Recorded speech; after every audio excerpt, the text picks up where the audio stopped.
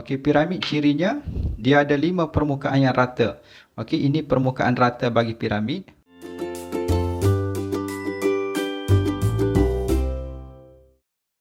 Assalamualaikum, apa khabar adik-adik? Jadi untuk hari ini kita akan belajar ciri-ciri bentuk 3 dimensi atau kita juga panggil sebagai 3D.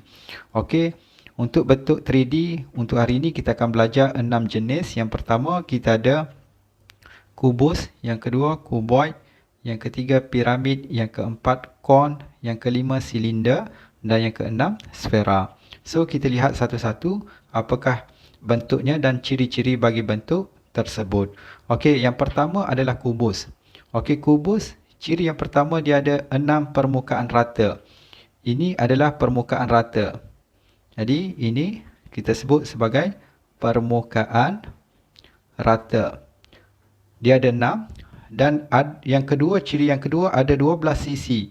Ini sisi bagi kuboid ini. Okey, semuanya ada 12. Ini kita sebut sebagai sisi. Ada 8 bucu. Bucu di sini.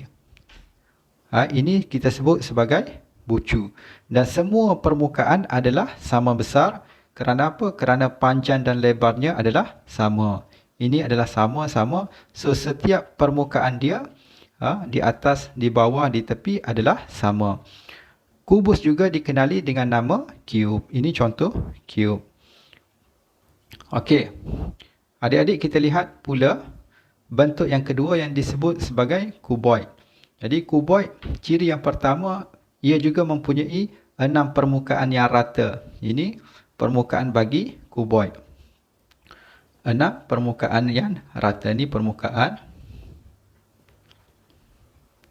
Okey, yang kedua ada 12 sisi. Sama dengan kubus, dia ada 12 sisi. Ini sisi dan dia juga mempunyai 8 bucu. Okey, ini adalah bucu. Cuma beza di antara kubus dan kuboid, tidak semua permukaan adalah sama besar. Kerana apa? Panjang ataupun lebar bagi kubus tidak sama dengan tinggi. Okey, ini panjang ini tidak sama dengan yang ini. So, bila tidak sama, permukaan juga tidak akan sama. Yang ini sama.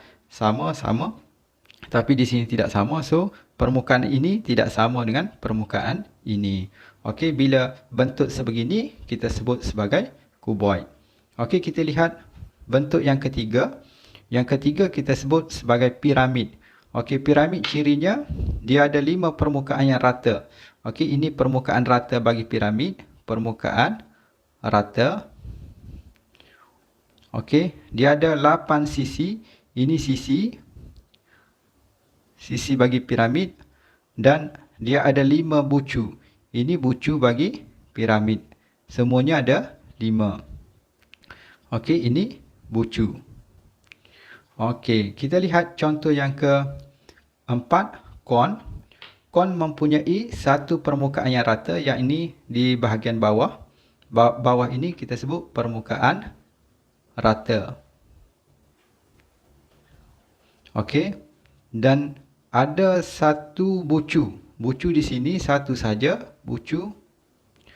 Dan ada satu permukaan melengkung. Ini permukaan melengkung ini satu. Okey, so ini ciri-ciri kon. Ada 3 ciri.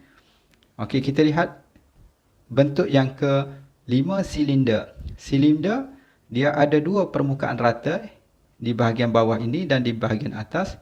Permukaan rata. Okey, kemudian ciri yang kedua, dia ada satu permukaan melengkung. Ini permukaan melengkung, ada satu permukaan melengkung. Okey, dan kita lihat bentuk yang terakhir, sfera. Sfera, cirinya hanya ada satu permukaan melengkung. Semua ini adalah permukaan melengkung. Dia tidak ada permukaan rata, tidak ada bucu dan tidak ada sisi. Okey adik-adik, itu saja pengenalan kepada ciri-ciri bentuk 3 dimensi. Sekian, terima kasih.